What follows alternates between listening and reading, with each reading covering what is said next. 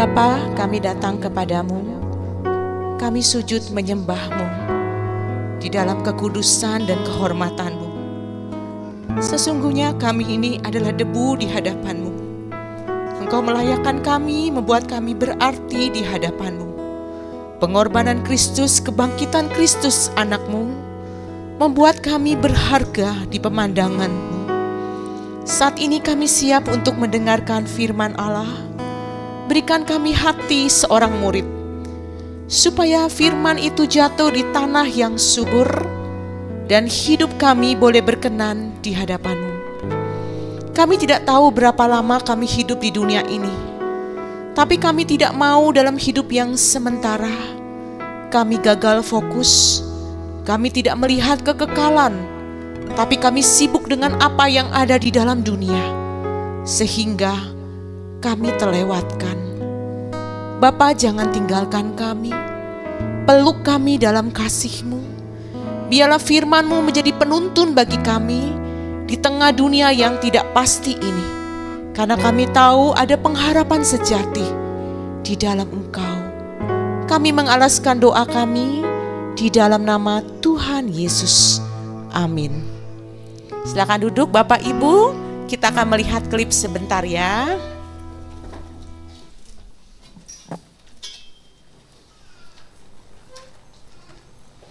Boleh dibuka suaranya?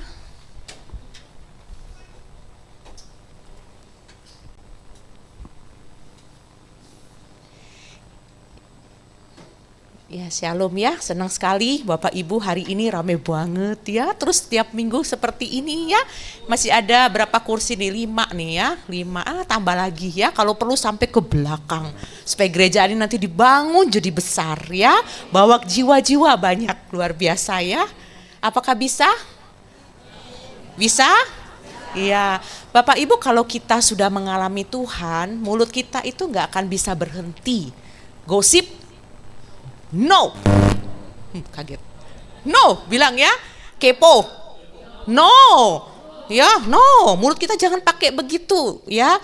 Tapi kita pakai untuk apa? Bersaksi tentang Tuhan. Ya, saya kalau habis bersaksi tentang Tuhan, ntar siap-siap di depan tuh. Ada yang jualan obat, ya, ada yang hakimi saya. Wah, udah langganan. Itu resiko, ya, resiko orang yang mau bersaksi. Bisa aja kita ditolak, betul nggak? Betul. Tetapi sekali lagi, kalau kita sudah mengalami Tuhan, mulut kita tuh lain loh. Kita akan bicara tentang Tuhan kemanapun kita pergi, ya. Jadi bukan sembarang bicara. Apakah bisa? Bisa ya diputar. Bapak Ibu bisa bawa jiwa? Hah? Ya, bawa jiwa ya. Oke.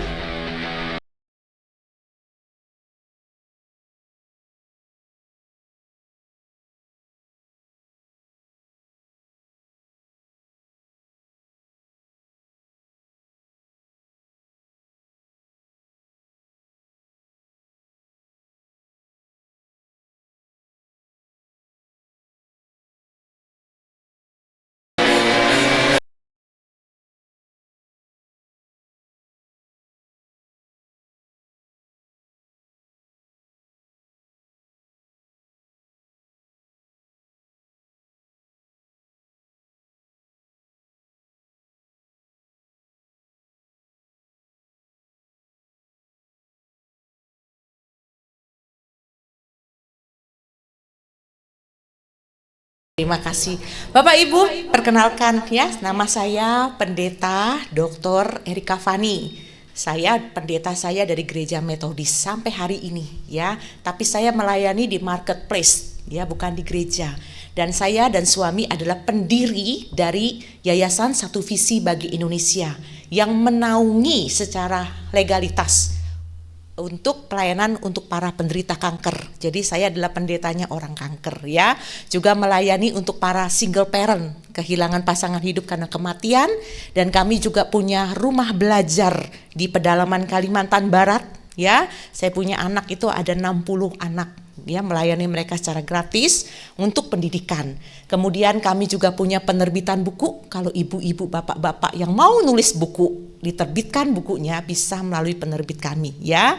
Dan saya juga seorang dosen di STT Anugerah Indonesia ya. Jadi siapa yang mau kuliah lanjut boleh hubungi saya bagian kemahasiswaan ya. Dan lebih daripada itu, saya seorang penderita kanker. Mungkin Bapak Ibu belum kenal, ada yang belum kenal saya ya.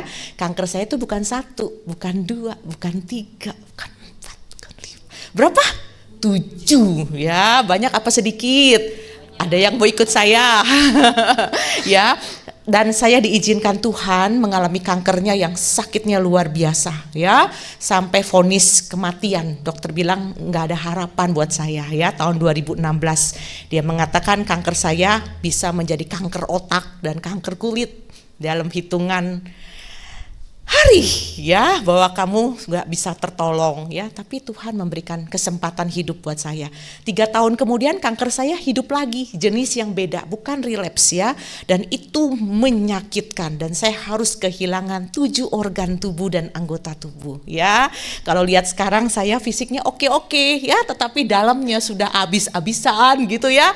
Kemarin aja ke dokter lagi, dokter bagian dalam, dia bilang kok kamu masih hidup ya, karena secara medis nggak mungkin ya. Bahkan di Malaysia terakhir juga dibilang kok kamu masih hidup ya. Dia sampai kaget ya, ini kamu udah nggak ada, ini nggak ada.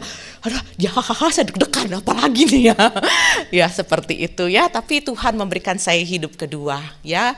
Dan saya juga kena COVID, penyakit lever, penyakit lain. Dan bukan hanya itu, Juni tahun lalu saya kena lagi borongan penyakit. Lagi di pedalaman, saya lagi melayani, ya masih terus melayani. Mata saya udah nggak lihat, ternyata saya kena diabetes mellitus. Dalam waktu bersamaan hipertensi, ya osteoporosis, tulang saya sudah rapuh, ya nggak boleh jatuh, terpleset. Jadi anak muda, ya. Tapi udah rasa omah-omah gitu ya. Ya jadi bener-bener tulang ini harus dijaga ya. Kalau enggak ya artinya kursi roda jadi teman saya lagi deh gitu ya.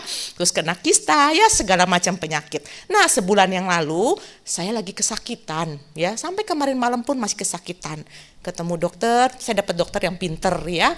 Dan dikasih obat, dan hari ini badan saya nyerinya udah hilang ya, bersyukur sekali. Tapi kalaupun gak nyeri, saya tetap khotbah kok. Saya tetap khotbah ya. Pernah waktu itu migrain, vertigo, muter semuanya. Saya bawa tongkat datang, tetap saya khotbah. Mata saya tutup karena gak bisa buka mata ya, muter semua. Saya tetap khotbah pakai duduk kursi. Jadi oke, gak apa-apa ya. Kenapa saudara? Karena hidup kita ini sebuah apa? Kesempatan untuk kita melayani Tuhan ya. Nah Bapak Ibu, setiap kita tuh mengalami ujian hidup tuh nggak ada yang sama ya. Bapak Ibu mungkin mengalami ujian hidup itu masalah keuangan ya, bisa juga ditipu orang, masalah rumah tangga ya. Kalau saya itu babak belur di kesehatan terus babak belur. Kenapa Bapak Ibu? Karena Tuhan tahu di bagian mana hidup kita yang perlu terus dipoles, perlu terus dibentuk sama Tuhan. Ya, apakah dalam keadaan ujian ya hidup itu kita tetap berdiri di hadapan Allah atau sebaliknya kita meninggalkan Tuhan? Cerita kita lain. Saya kalau hari ini sudah berubah pikiran ya, di persimpangan jalan saya memutuskan untuk meninggalkan Tuhan. Cerita saya lain sampai hari ini. Ya, tetapi bagaimana ujian itu justru membentuk iman kita semakin berakar kepada Tuhan. Amin. Amin ya. Nah, Bapak Ibu, ada seorang presiden Amerika pernah bilang begini ya, namanya John Kennedy di tahun 61. Tema khotbah saya adalah utamakan ibadah ya. Nah, dia bilang begini, apa yang negara, orang suka bertanya ya, apa yang negara bisa berikan kepada kami? Tapi John Kennedy bilang, bukan itu. Apa yang kami bisa berikan kepada negara? Sama ketika kita beribadah, kita datang ke rumah Tuhan ya, kita bertanya apa yang gereja bisa berikan kepada kami. Jadi kita datang ke gereja itu karena ada maunya ya, mengharapkan uang, mengharapkan bantuan, mengharapkan apalagi ya, apa yang gereja bisa berikan kepada kami, kalau enggak kami ngambek marah. Saudara, tidak, John Kennedy nggak ngomong gitu. Ya, kalau dibandingkan dengan gereja, seharusnya kita bertanya, apa yang saya bisa berikan untuk gereja Tuhan? Amin? Amin. Ya, setiap kita punya pergumulan kok. Setiap kita punya kesulitan. Setiap kita punya salib masing-masing. Tapi kita tidak berhenti di dalam mengasihani diri sendiri. Persembahan janda yang miskin, coba bayangin. Datang ke rumah dalam ibadah. Bisa aja dia mengharapkan para imam, ya, orang Farisi, ahli Taurat memberi bantuan. Ya, gereja, sinagoge, bait Allah memberikan bantuan. Tapi yang ada apa? Dia memberikan 2 peser uang dia, ya, di rumah Tuhan. Kalau orang kaya lihat 2 peser itu cuma bisa beli apa gitu ya. Tapi itu seluruh hidup dia. Saudara, kalau kita mau diberkati Tuhan, Bapak Ibu, kita nggak boleh hitung-hitungan di dalam rumah Tuhan. Ya, jadi kalau kita lihat ibadah, ini rumah Tuhan, ada yang bocor, inisiatif, ya, itu kayaknya bocor, ikut ya urunan, perbaikin. Betul nggak? Betul. Oh, ini apalagi yang kurang? Lihat rumah ibadah. Kenapa? Karena rumah ibadah ini adalah tempat di mana iman kita dibentuk di dalam rumahnya. Ya, maka itu ayo berubah seperti tadi pujian, ya. Berubah, berjumpa dengan Tuhan itu sebenarnya bukan soal perasaan, tetapi mindset kita terbuka melihat, ya. Itulah cara Tuhan menolong kita, ya. Bapak Ibu, saya mengajak kita melihat dari Mazmur 84 ayat 11, judul khotbah yaitu utamakan ibadah. Mazmur 84 ayat 11. Yuk kita baca sama-sama yuk. 1, 2, 3.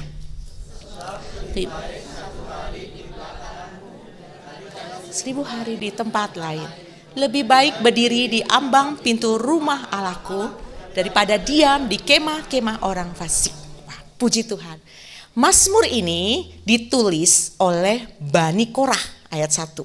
Siapa Bani Korah? Mereka adalah kelompok orang yang bukan orang sembarangan. Tapi mereka adalah biduanita, ya penyanyi, ya penyanyi-penyanyi. Bidu, apa yang namanya ini? Kelompok pemimpin biduan, bukan nita ya, biduan. Penyanyi-penyanyi yang melayani Tuhan khusus di rumah Tuhan. Jadi mereka itu hidupnya dekat dengan hadirat Tuhan, ya. Nah, dan dikatakan dalam ayat 1 bahwa lagu ini menurut lagu Gitit. Gitit itu adalah nada suara, ya. Jadi pujian ini dibuat bukan sembarangan. Lalu pemazmur bilang begini di dalam ayat 84. Rindu pada kediaman Allah. Wah, ini luar biasa banget loh.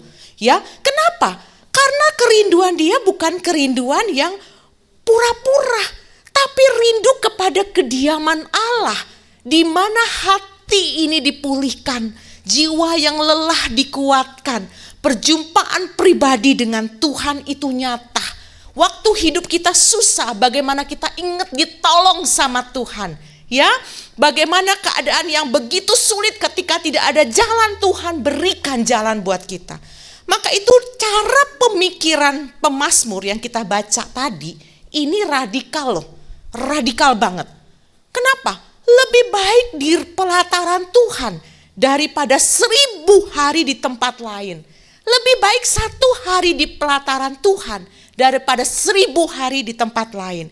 Bapak Ibu, pelataran itu apa? Pelataran itu ya adalah halaman luar bait Allah. Ini kan ruangan utama ya, betul nggak? Kalau pelataran itu di luar gitu loh, bukan di dalam. Ya, di luar. Loh, kok bisa? Ya, ini radikal banget ya. Cara berpikirnya adalah lebih baik aku di luar. Ini suaranya bergema, bisa dikecilin ya. Lebih baik aku di luar bait Allah daripada 1000 hari di tempat lain. Maksudnya apa? Apakah pemazmur ini minder, gak mau masuk di ruang ibadah? Bukan. Justru dia itu lagi membicarakan bahwa bait Allah itu tempat kediaman Allah. Aku rindu kepadamu. Di luar ibadah, ruang bait Allah, gereja pun aku rindu loh. Wah, ini luar biasa banget Bapak Ibu. Dulu saya gak ngerti loh ayat ini. Gak ngerti. Ketika saya ngalami kanker ganas, ya, 1 tahun Tuhan ngajarin saya berdiam diri. Slow, berhenti total. Saya mengalami kerinduan kepada Allah itu bukan perasaan loh. Tetapi kerinduan kepada Allah itu kuat sekali. Sampai datang ke gereja Bapak Ibu. Seperti mau ketemu pacar, bener. Saya gambarin begitu ya. Datang itu duduk. Benar-benar firman itu bicara buat saya semua. Bukan buat orang lain, buat saya. Ya, sampai saya duduk, nangis di kursi roda, nangis. Itu semua buat saya, itu semua buat saya. Saudara, itu loh maksudnya. Kerinduan kepada firman, ke rumah Allah itu. Sampai di pelataran pun, itu rindunya luar biasa. Ini gak masuk akal. Kalau kita tidak pernah mengalami Tuhan, kita gak nyampe loh ke konsep ini. Ya, betul gak? Betul. Datang ibadah, bukan waktu ambil kursi duduk, doa sama Tuhan, tapi kita ngerumpi. Tadi masak apa? Capcay. Pakai apa? Udang. Udang beneran tuh budang bohongan. Beli di mana? Waduh panjang. Ya. Tapi kita rindu datang di bait Allah. Enggak nunggu. Mari kita mulai. Oh ya kita mulai. Enggak saudara. Rindu itu begitu kita masuk rumah Allah.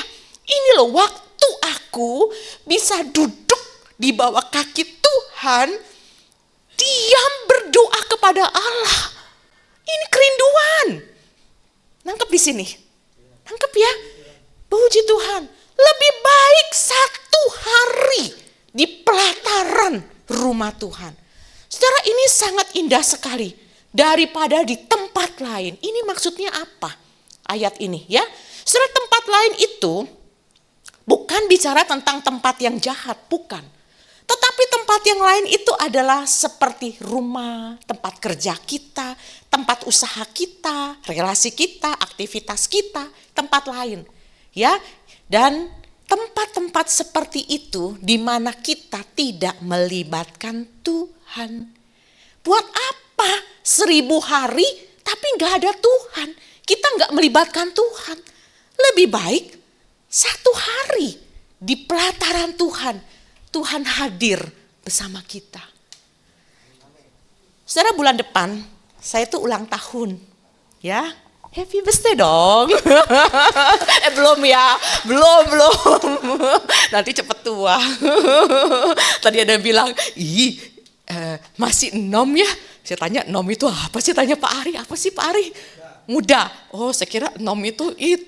Apa, aduh saya kan gak ngerti cuy ya, mau belajar. Aduh ampun ya, masih muda ya. Tapi dibilang muda-muda, saya udah ABG. Bulan depan pas umur saya 50 tahun. Tetap aja di mata orang-orang masih muda. Ya. Terus bulan depan saya rencana ulang tahun, saya akan rayakan di beberapa kota dan beberapa pulau dengan para penderita kanker. Ya, jadi kalau nggak penderita kanker ya nggak diundang. Nah, saudara, saya ada doa sama Tuhan. Ya, saya ada permintaan sama Tuhan di hadiah ulang tahun saya. Ya, saya bilang Tuhan, di hadiah ulang tahun ini saya mau minta hadiah. Jangan beri saya umur yang panjang. Jangan Tuhan. Tapi saya mau hidup saya berkualitas. Ya. Terus kalau boleh meninggalnya jangan menyakitkan. Seperti kanker. Ampun, sakitnya luar biasa. Ya, badan itu sampai pingsan berkali-kali, enggak kuat. Kalau boleh lagi duduk aja atau lagi tidur. Tapi jangan di pesawat. Nanti semua orang sama-sama ikut saya lagi. Jangan menyusahkan juga si aku nih. Di mana kalau di rumah kasihan suami anak stres. Di mana ya? Udahlah, pasti kereta aja duduk gitu ya, atau di mana gitu. Kok nego sih?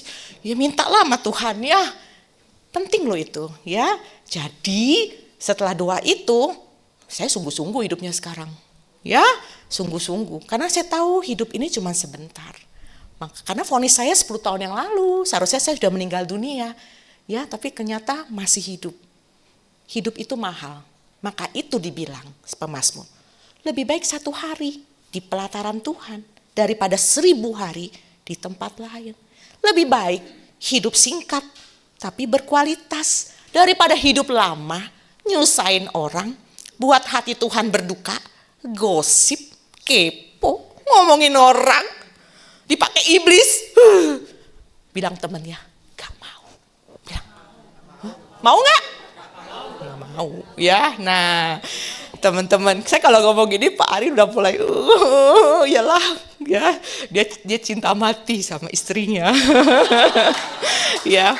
Nah saudara, kita lihat ya, mengapa ya berada di pelataran Tuhan itu udah bikin bahagia loh. Kita mau masuk ke ruang ibadah udah bikin bahagia. Kenapa? Karena ini bukan kasih transaksional. Ya. Apa itu kasih transaksional? Kasih yang untung rugi. Dalam pernikahan juga ada yang begitu. Kamu cinta aku. Selama kamu menguntungkan buat aku, kita cinta. Tapi ketika kamu gak menguntungkan, aku buang kamu ke laut. Cari selingkuhan. Itu transaksional. Bukan itu. Jadi kenapa pemazmur itu senang di pelataran Tuhan? Bukan cinta transaksional kepada Tuhan. Tuhan, kalau kamu sembuhin aku rajin ibadah. Ada nggak yang begitu? Tuhan, kalau aku diberkati, ya, aku mau kasih perpuluhan. Ada nggak yang begitu? Itu transaksional. Kalau Tuhan nggak berkati, aku ngambek. Kalau Tuhan tidak kasih aku kesembuhan, aku marah. Cucu. Saudara, itu cinta transaksional. Itu bukan cinta kepada Allah, masuk pelatarannya dengan hati gembira. Bukan. Ya, kalau Tuhan tidak kasih aku bantuan, ya masalah kita semua sama lah, ekonomi. Ya, kami juga ngap-ngapan sama. Ya, Tuhan kalau nggak bantuin aku nggak mau ke gereja lagi. Nah, nggak bisa Bapak Ibu. Ya, nggak bisa. Kenapa? Karena kita itu debu loh. Maka itu ketika kita datang ke rumah Tuhan, kita, gini lah ya. Saya sakit berat ya. Sakit berat itu saya temukan jawaban. Kalau Tuhan mau sembuhin kita, itu seperti balik tangan loh. Percaya nggak aku ini sakit berat? Percaya nggak? Bapak Ibu percaya saya sakit berat? Hah? Ada yang bilang, Erika kulitmu kok nggak rusak? Ya iyalah, kamu kok saya bayangan saya waktu mau ngundang kamu tuh badannya sudah seperti ini, ya, rambutnya botak habis, segala macam ya. Itu kan bayanganmu, ya kan? Percaya nggak? Saya juga nggak percaya.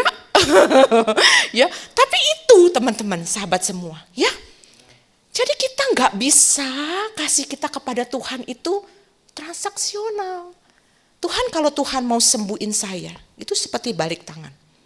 Tapi kalau Tuhan gak mau sembuhin saya, iman saya tetap berakar di dalam Kristus. Dokter bilang hidup saya tinggal menghitung bulan. Lagi, kemarin hitung hari. Kemudian kanker saya tak kambuh lagi, hidup lagi jenis beda. Hidup saya tinggal menghitung bulan, kankernya menjadi kanker otak dan kanker kulit. Saudara, saya cuma bilang waktu di meja dokter ya, kanker saya 2016, udah lewat 2019. Saya cuma bilang gini sama Tuhan, ya Tuhan, kalau kankerku seperti 2016, sakitnya luar biasa. Saya cuma mau bahu Tuhan itu loh yang kuat. Saya mau peluk Tuhan, saya mau nangis di situ. Tapi abis itu saya tetap berdiri, bangkit, berjalan lagi sama Tuhan. Ya, Bapak Ibu, itu bukan cinta transaksional. Sekalipun doa kita tidak dijawab, percaya deh, Tuhan itu tidak pernah nutup mata buat kita. Saya bisa bilang begini, kenapa? Saya menghidupi loh sampai hari ini. Banyak doa saya dijawab Tuhan, banyak juga yang gak dijawab. Ya gak apa-apa. Karena cinta kita bukan cinta apa? Transaksi, transaksi. Kayak misalnya kita beli barang, kita kasih uang, dia kasih barang, ya kan? Transaksi, ini bukan, ya. Nah, itulah sebabnya. Mengapa dibandingkan dengan kemah orang fasik? Ya, di dalam tadi ayat boleh dibukain, Bapak. Nah, dia lebih baik berdiri di ambang pintu rumah Allahku daripada diam di kemah orang fasik. Kemah itu orang zaman itu, ya. familiar dengan kata kemah. Ya, kemah itu rumah. Ya, Paulus itu membangun kemah. Ya, kemah itu rumah. Orang Israel pada waktu itu kan ada yang berpindah-pindah ya dengan kemah waktu itu. Nah, kemah itu rumah. Orang fasik di sini bukan orang jahat, bukan. Tapi orang yang hidupnya tanpa Tuhan. Itu orang fasik. Tanya yuk sama diri kita. Jangan-jangan kita hidup tanpa Tuhan ini. Bisa gak kita hidup tanpa Tuhan? Bisa. Makan, minum. Bisa kan? Kerja. Bisa? Bisa. Tapi, nah bedanya di mana? Hati kita ada yang kosong. Betul. Mau cari kemana? Gak ada yang bisa mengisi kekosongan kita. Ya, seorang teolog bilang, hati manusia itu ada ruang yang kosong. Siapapun gak akan bisa masuk mengisi ruang itu. Seorang perempuan Samaria, dia datang ke sumur, dia menimba air. Tuhan Yesus bertemu dengan dia. Dia bilang, panggil suamimu. Apa jawab dia? Aku tidak punya suami. Tapi sekarang sama kamu ada berapa suami? 5. Ya, dan sekarang pun itu bukan suamiku, gitu kan? Itu dia apa artinya? Dia tuh kosong. Dia pikir dengan cinta laki-laki, ya pacaran, kawin, selingkuh, ada semua macam-macam. Dia mendapatkan cinta yang sesungguhnya. Gak bisa. Gak bisa. Cinta itu hanya bisa diisi ruang yang kosong itu oleh siapa? Tuhan. Ya, amin. Amin. Seorang teolog bilang begini lagi. Hati manusia itu gudangnya berhala. Apa jadi berhala? Ya suami jadi berhala, anak jadi berhala, uang jadi berhala, kekuasaan jadi berhala, kesehatan jadi berhala, apapun jadi berhala. Ya, benar nggak begitu? Hati-hati, ya. Karena apa? Karena orang fasik itu bukan orang yang jahat, tapi orang yang tidak mengandalkan Tuhan, yang hidup tanpa Tuhan, mengandalkan diri kita sendiri. Maafkan saya kaum bapak, perempuan itu umumnya multitasking. Betul nggak? Betul nggak Oma? Oma belakang betul nggak? Betul? Betul. Oma samping betul nggak? Betul. Anak muda perempuan betul nggak? Betul. Bayangin ya, kita lagi main game, kuping denger, Erika mandi, bentar mah. Wangi apa ini? Enak ya wanginya ya. Ih otakku, aku belum kerjain PR. Bentar lagi bikin PR. Oh iya aku aus.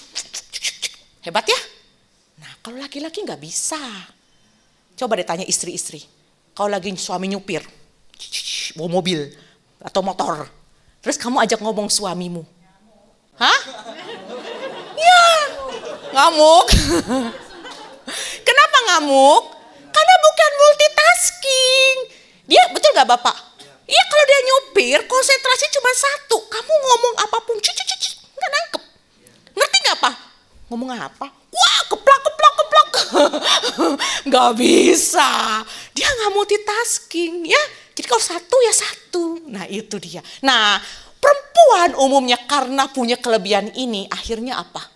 Semua atur sendiri. Semua dikendalikan. Karena dia bisa. Hati-hati.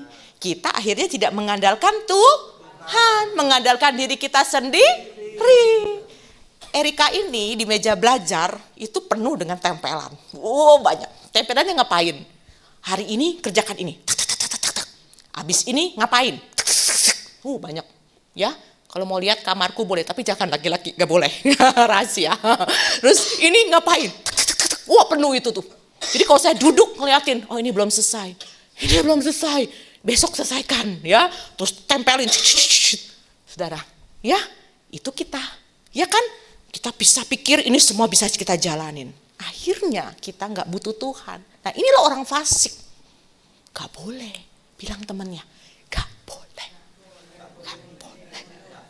Ya, nah saudara ini loh. Jadi rumah orang fasik itu rumah di mana tidak ada Tuhan, ya. Jemaat sekalian, Bapak Ibu sekalian, sekarang gereja ya, kita bicara tentang kediaman Tuhan di dalam ayat 11. Lebih baik 1 hari di pelataran Tuhan daripada 1000 hari di tempat lain. Lebih baik berdiri di ambang pintu rumah Allahku daripada diam di kemah-kemah orang fasik.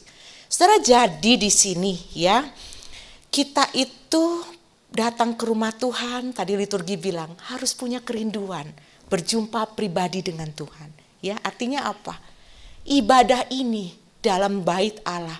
Ini bukan sekedar kita datang, ya, pakai baju apa, ya, bulu matanya mesti yang bagaimana. Bukan, Bapak Ibu, ya. Juga bukan bicara tentang saya datang ke sini pakai aloji apa. Bukan juga, Bapak Ibu, ya. Ngomong-ngomong aloji, saya baru ingat.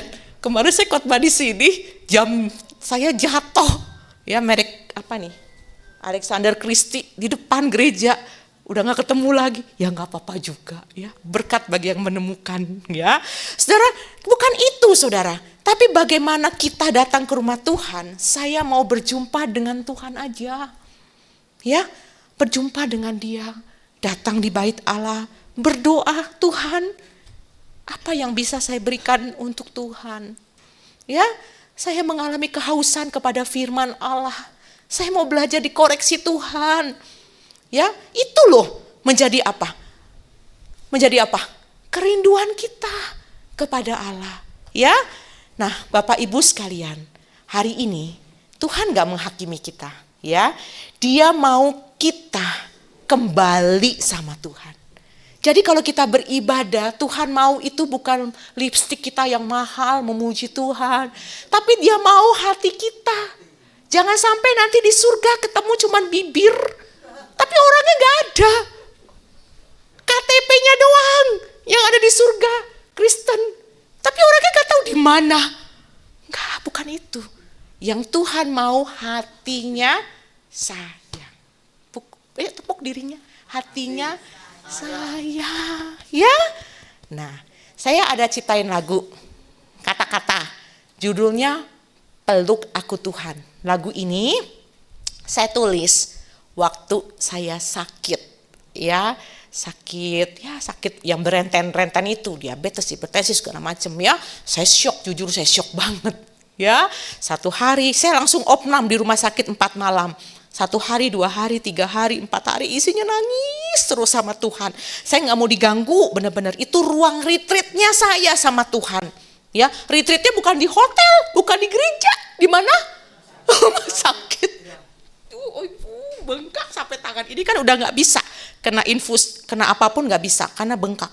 Nggak ada kelenjar getah bening ya, centengan pun nggak boleh keluar darah, itu bahaya sekali ya. Kankernya bisa virus tuh bisa lari ke otak saya, jadi cuma bisa tangan kanan itu sampai bengkak gitu ya. Aduh, nggak enak banget Gus ya.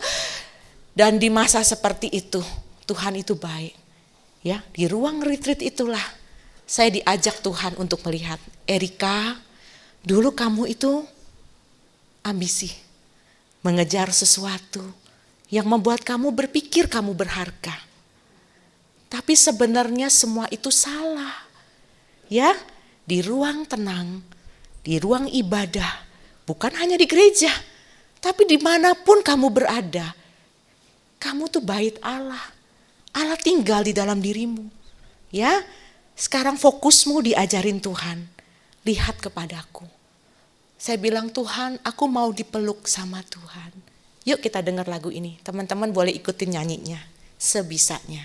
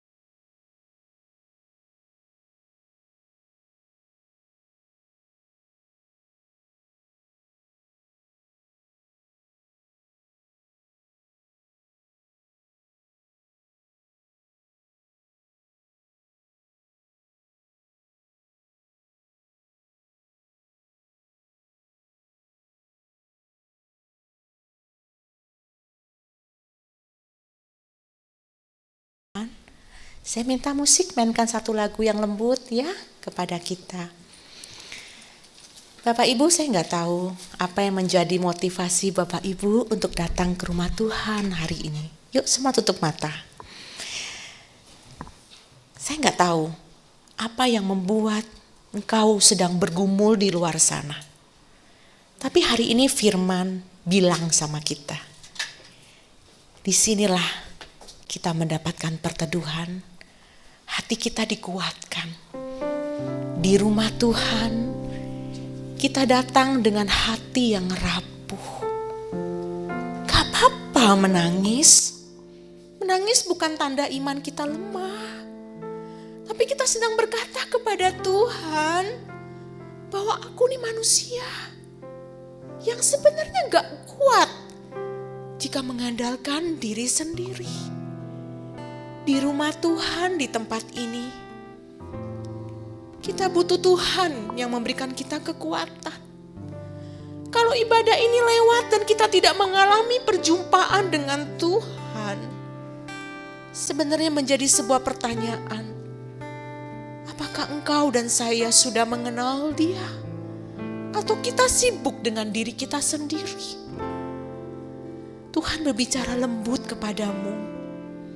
Anakku, kembalilah kepadaku. Perjalananmu terlalu jauh melangkah. Pintu anugerah selalu terbuka untukmu. Saudara, kita kalau tidak di dalam Tuhan, kita akan capek berkeliling ke sana ke sini. Kita tidak menemukan tujuan hidup kita. Kita menjadi orang yang terhilang. Visi yang seharusnya Tuhan berikan, kita tidak bisa melihatnya. Hari ini Tuhan bilang kepadamu, cukup anakku. Di sini, di gereja GBT Hope, ini adalah rumahmu. Datang ke sini, nangis dalam ibadah, berdoa secara pribadi, menjadi titik balik hidupmu untuk kuat kembali di luar sana. Saya mau tanya kepada Bapak Ibu sekalian, siapa di sini yang bilang? Yang lain tutup mata. Tuhan, aku lelah. Aku capek. Aku butuh Tuhan. Aku mau dipeluk Tuhan. Aku mau kembali sama Tuhan. Aku pikir selama ini aku sudah kuat menghadapi hidup. Tapi sesungguhnya aku gak bisa. Ekonomi, kesehatan, pernikahan, teman hidup, pengkhianatan, itu sedang terjadi dalam hidupku. Aku mau kembali sama Tuhan. Tutup mata semua. Yang berani bilang begini, bangkit dari bangkumu. Berdiri di hadapan Tuhan. Siapa yang berani berkata demikian? Berdiri dari kursimu. Yang lain tutup mata. Nanti akan didoakan untukmu supaya bisa kuat kembali. Yang lain tutup mata, puji Tuhan. Apakah ada yang berani berkata begini, puji Tuhan? Yang lain tutup mata. Kalau Tuhan menggerakkan hatimu, berdiri dari tempat dudukmu. Bilang sama Tuhan, aku udah lelah Tuhan menghadapi hidup ini. Kematian bunuh diri bukan jalan keluar. Tapi justru kamu dan saya harus kembali sama Kristus. Sudah lelah perjalananmu di luar sana. Kembali sama Tuhan. Yang berani bilang begini, berdiri dari kursimu, puji Tuhan. Berdiri dari kursimu, jangan lihat kiri kanan, puji Tuhan. Puji Tuhan. Yang berani bilang begini, berdiri dari kursimu, biar ibadah ini menjadi sebuah ibadah penjumpaan pribadi dengan Tuhan. Yang lain tutup mata. Yang lain tutup mata. Terakhir saya ingin bertanya. Yang lain tutup mata. Siapa di sini yang mau berkata, Tuhan, aku rapuh. Aku datang di gereja ini. Aku mau didoakan supaya aku kuat menghadapi hidup. Selama ini aku mengandalkan kekuatanku dan aku rapuh. Aku mau datang kepadamu. Pergumulanku banyak, Tuhan. Aku mau minta kekuatan doa bagiku supaya bisa kuat lagi. Siapa yang berani begini berdiri di bangkumu? Berdiri di bangkumu, puji Tuhan, puji Tuhan, berdiri di bangkumu. Terakhir undangan ini, selain ini saya close, saya tutup. Siapa yang berani berkata begini? Berdiri di bangkumu, berdiri di bangkumu. Saya minta Pak Gembala, hamba Tuhan, Ci Inge, ya, Pendeta Arianto, hamba Tuhan, tolong doakan satu persatu mereka yang berdiri, ya, doakan langsung di tempat duduk mereka. Doakan mereka satu persatu. Ci Inge boleh, temannya boleh bantu ya. Doakan mereka. Yang lain tutup mata. Yang lain tutup mata. Bolehkah penyanyi nyanyikan satu lagu dengan lembut saja. Lembut saja. Selidiki aku Tuhan, lihat hatiku. Haleluya, haleluya. Engkaulah satu-satunya pengharapan kami Tuhan. Pengharapan yang tidak pernah mengecewakan buat hidup kami. Walaupun dunia ini berubah, walaupun hidup kami penuh dengan masalah, namun kami tetap berharap hanya padamu Tuhan. Tuhan, terima kasih atas kesetiaan-Mu dalam hidup kami. Terima kasih atas kasih-Mu yang luar biasa dalam kehidupan kami. Sehingga sampai detik ini Tuhan, kami ada, kami sehat, kami tidak kekurangan suatu apapun. Itu bukti bahwa Engkau mengasihi kami Tuhan. Terima kasih Tuhan. Tidak ada kata yang lebih indah daripada kasih-Mu kepada kami. Terima kasih Tuhan. Sekali lagi Tuhan, kami berdoa untuk hamba-Mu Pastor Erika dan Pastor Arianto Tuhan, yang telah berlelah-lelah melayani kami. Tuhan, Kau mengetahui hatinya, kemurnian hatinya Tuhan, imannya Tuhan Kau tahu. Walaupun kondisi badan kurang memungkinkan, tetapi tidak menghalangi pelayanannya Tuhan. Tidak sedikit pun menghalangi rasa cinta Pastor kepada Engkau Tuhan. Kuatkan iman sampai akhir Tuhan. Biarkan keluarga Pastor Erika dan Pastor Arianto menjadi teladan, menjadi terang banyak orang Tuhan. Sehingga melalui kehidupannya nama Tuhan dipermuliakan. Kami juga berdoa untuk Pastor Inge Tuhan yang hari ini hadir. Kiranya Tuhan pakai luar biasa lagi Tuhan. Kau urapi Tuhan dalam pelayanannya di Malang Tuhan. Supaya melalui Pastor ini Tuhan, benar-benar banyak jiwa yang mengenal Tuhan. Banyak jiwa dimenangkan oleh Tuhan. Biarkan nama Tuhan tetap dipermuliakan. Terima kasih Bapa, terima kasih. Terpujilah nama-Mu Tuhan. Kami juga berdoa untuk hamba-hamba-Mu yang melayani pada malam hari ini. WL, singer, musik, multimedia, konsumsi, dan siapapun yang terlibat dalam pelayanan malam hari ini. Tuhan, kami yakin dan percaya apapun yang kami kerjakan semua diperhitungkan Tuhan. Dan kami sangat percaya Tuhan, rasa cinta kami terbukti melalui pelayanan kami Tuhan. Layakkan kami Tuhan, pakai kami lebih lagi, sehingga melalui pelayanan kami dapat menyenangkan hati-Mu Tuhan. Terima kasih Bapa, terima kasih. Terima kasih Bapa. Terima kasih atas persekutuan yang manis pada malam hari ini. Berkati jemaat-Mu yang hadir Tuhan. Jemaat-Mu banyak masalah, banyak problem, tapi kami percaya asal ada Yesus dalam kehidupannya, maka semua akan menjadi indah, menjadi baik. Semua akan selesai dengan cara-Mu yang ajaib Tuhan.